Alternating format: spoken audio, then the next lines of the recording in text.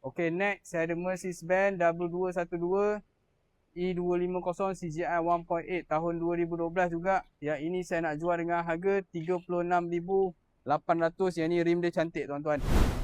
Okay, Assalamualaikum tuan-tuan. Selamat petang. Hari ini 14 Julai 2026. Ada 3 buah kereta Mercedes yang baru sampai. Mercedes W212 dan juga Mercedes W204. Bermula daripada harga 30,800. Okay. Pertama saya nak tunjuk yang ini dulu. Yang ini adalah Mercedes-Benz W212 E250 CDI. Okay, CDI maknanya yang ini diesel 2.1 tahun 2009.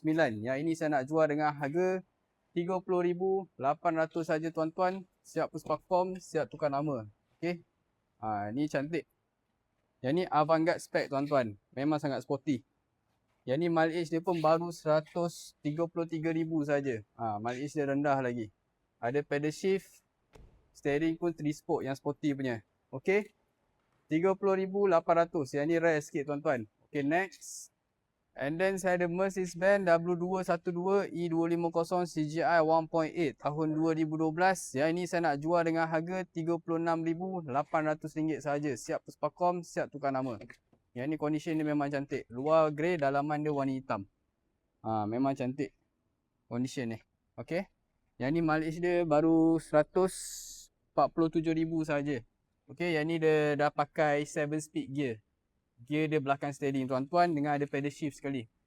Alright. 36,800 saja. Okay, next saya ada Mercedes-Benz W212 E250 CGI 1.8 tahun 2012 juga. Yang ini saya nak jual dengan harga 36,800. Yang ni rim dia cantik tuan-tuan.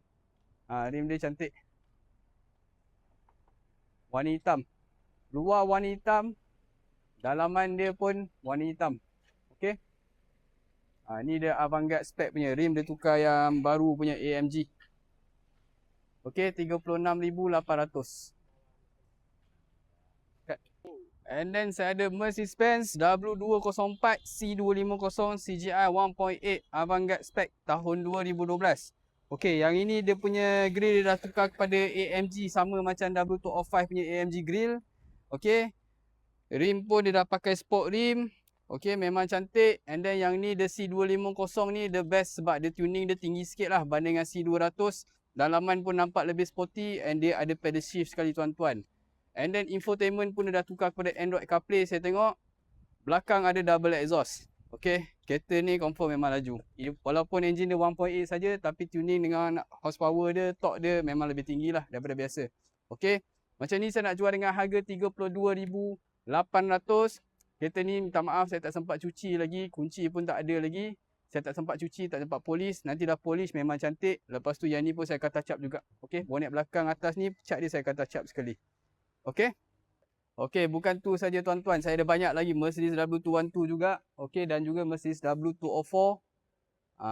Semua murah-murah. Ada yang 18,000. Ada yang 19,000. Tengoklah model dengan tahun mana kan. Okay. Kalau berminat dengan mana-mana kereta yang saya tunjuk hari ini, boleh hubungi saya 016 905 1567. Semua kereta yang saya sebut harga tadi, harga cash deal, harga body, siap puspakom, siap tukar nama. Kereta-kereta ni semua dah siap puspakom, bermakna dalam masa 1 hari, tuan dah boleh tukar nama, dah boleh terus on insurans.tech dan terus bawa balik. Tak ada masalah. Okey, terima kasih dan Assalamualaikum.